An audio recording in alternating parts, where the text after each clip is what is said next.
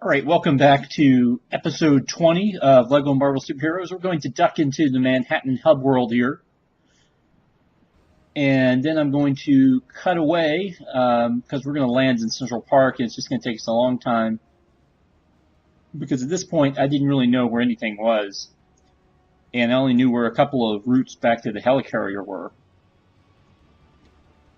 And one of those places was the Avengers Assembly.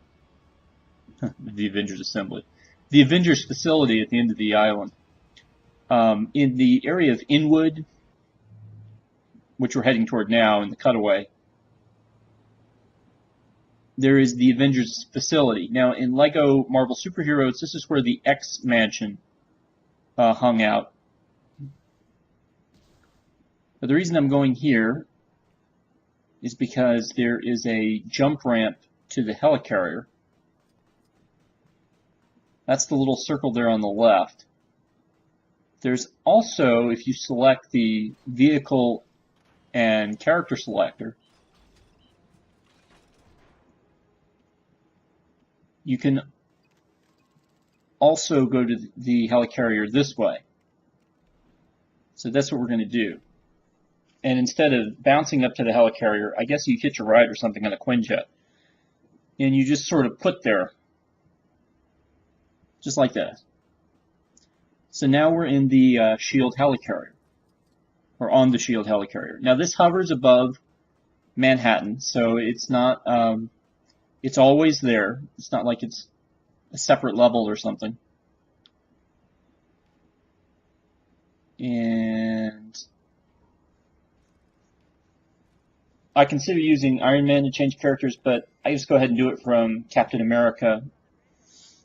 And we pay for Captain America Sam Wilson, and now you can see what the LEGO version of the most recent comic book iteration of Captain America looks like.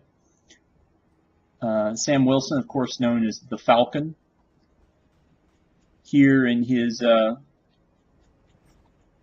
role as taking over the Captain America banner.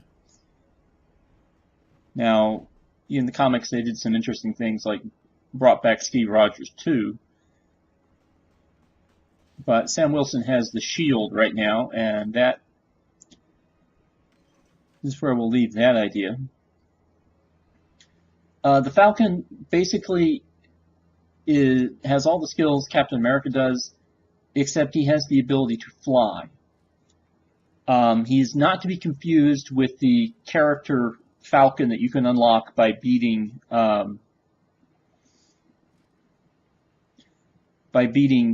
the Captain America 2 level, because that Falcon will have guns and a different power set than this one. They'll both be able to fly, but they're not really doing the same kind of thing.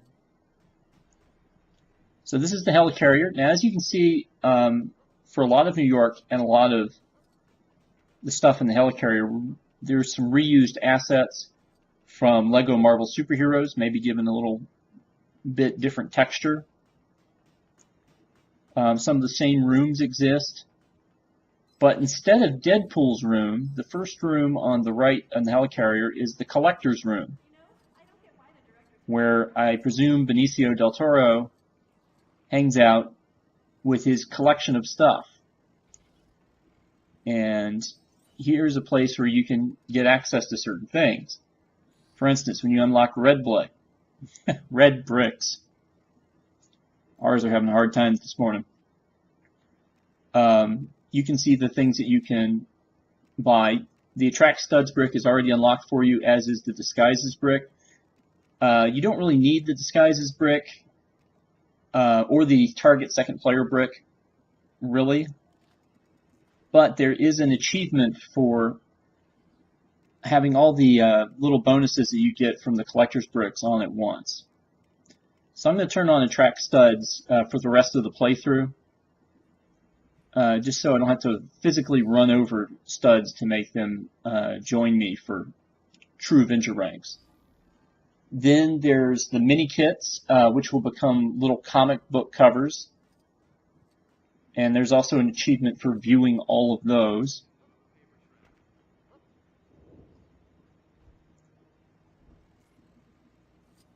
And finally, on the other computer screen, there is a, if we head over there, let's see if you can fly in some rooms in the helicarrier, and you can't fly in others. Like you can't fly in the main room for some reason. And we're stuck on the wall. Nope, no, we're not. So let's go look at this little light show over here. And this light show is where you can put in codes. Mostly the codes give you access to things that you ordinarily have to pay for, such as characters. You could go online and attempt to find all the characters on GameFAQs and probably be very successful in doing so. I'm not going to be doing that in this playthrough, so I can show you where everything is.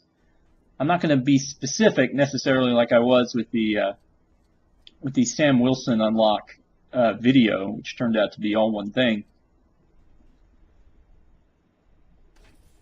But I am going to physically unlock everything in the game. But now we are going to take our first look at the character creator. Now you have 10 slots in the character creator through Custom A and Custom B, and this is what, and you'll find that they're all Avengers characters to start with. So Custom A starts out as Thor, but you can do whatever you want to the character as long as you have unlocked the requisite shapes. So what we're going to do is we're going to try to recreate the Lego version of me from Lego Marvel Superheroes. And so we need to find a face. I kind of like Steve Rogers' face because of the eyebrows. But I'm not particularly the best at keeping up with my shaving. So this Bucky Barnes face, well, maybe a little bit hairier than I normally am, is probably a better fit.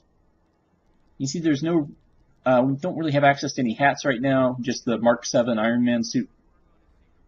So I'm not real interested in hats anyway. And if you remember, my character in the previous game used Phil Coulson's head and hair, so we'll go ahead and get Coulson's hair again. There are other, some other hairs, but Captain America's hair is too light for my color, and Bucky Barnes' hair, he's just got too much of it. As much as it pains me to say it, I guess Clark Gregg is in his 50s.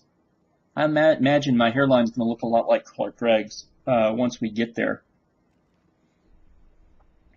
Okay, we're going to escape with the light nougat head, since I'm a white guy. But it's interesting that the Sam Wilson Captain America head is its own separate head, as opposed to the skin type. So now we go into body type.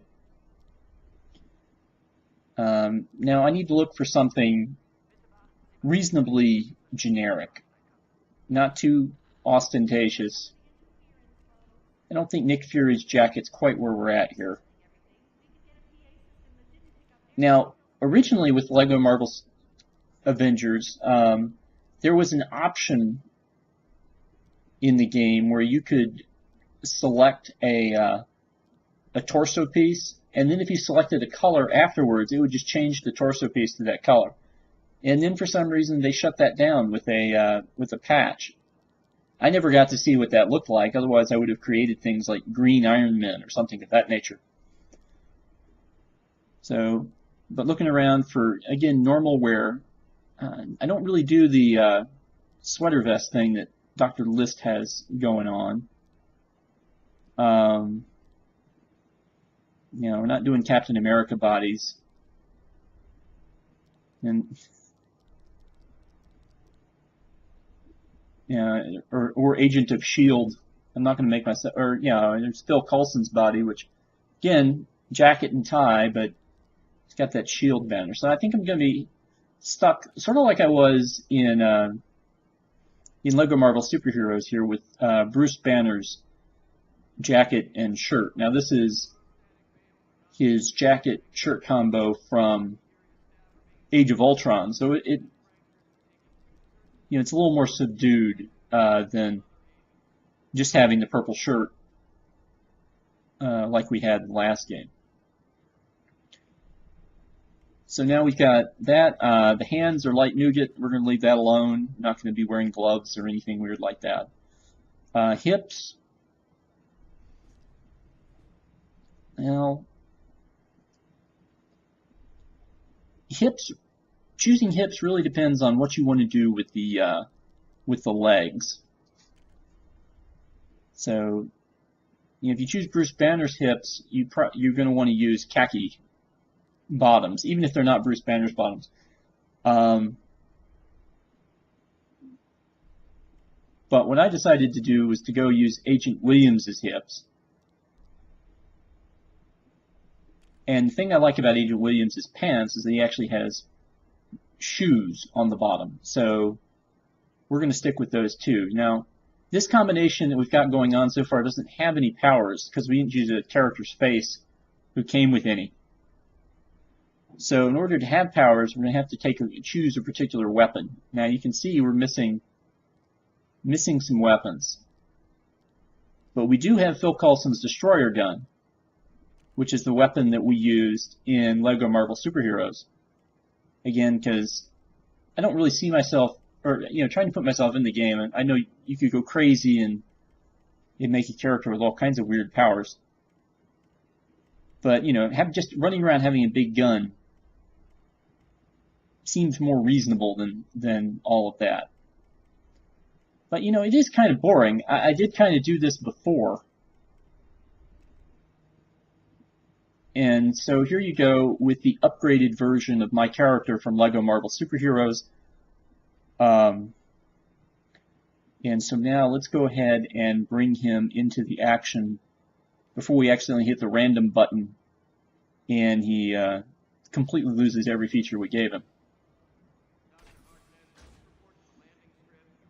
Alright, so there we are with the big destroyer gun. And again, this gun can destroy gray LEGO objects. It can also now destroy gold LEGO objects.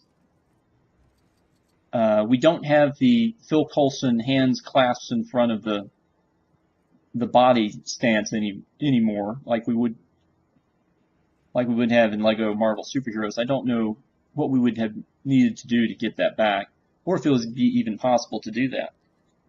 But let's get a different power this time. So now I'm looking at one of the characters that I can unlock, or I can pay for to unlock. There he is. Loki. So we unlock Loki, and that will give us access to Loki's scepter. Again, the idea of using Loki's scepter instead of using a big gun. I'm going to take one more round, or one more look at the clothes options. I just want to see what Loki's top looked like. Of course, there is a version of Loki with the suit,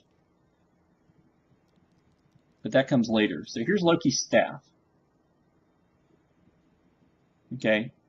Now, again, all the power lies in the staff. So I haven't really created myself as a superhero. I'm just a guy who happens to possess Loki's staff. And Loki's staff has a couple of abilities associated with it, and it will be kind of useful that we don't currently have anybody to use.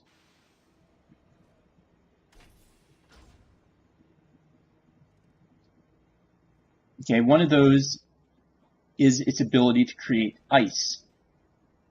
So we're going to test it out here by doing a little run down the top of the med bay. So we're going to have Iron Man Mark 6 blow a hole through the gold here, and then we will go in with Loki's staff and use its ice, or use his icebox powers, which we'll have access to. And the neat thing about the icebox is it will turn your character into the sort of frost giant shade even if though your character is not supposed to have any sort of frost giant lineage. All right, so we're going to put out all these fires. The other thing that the Loki staff can do is it can mind control people. I don't know if it has telephonetic powers on its own.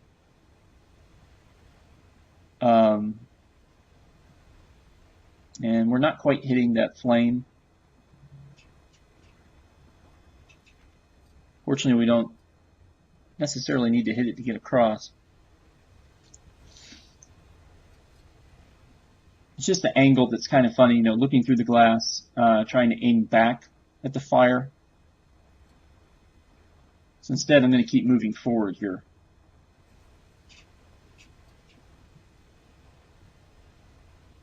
But there are only a couple of characters in the game with ice powers, so I think it's perfectly worth your time to create a character that uses Loki's staff for that reason.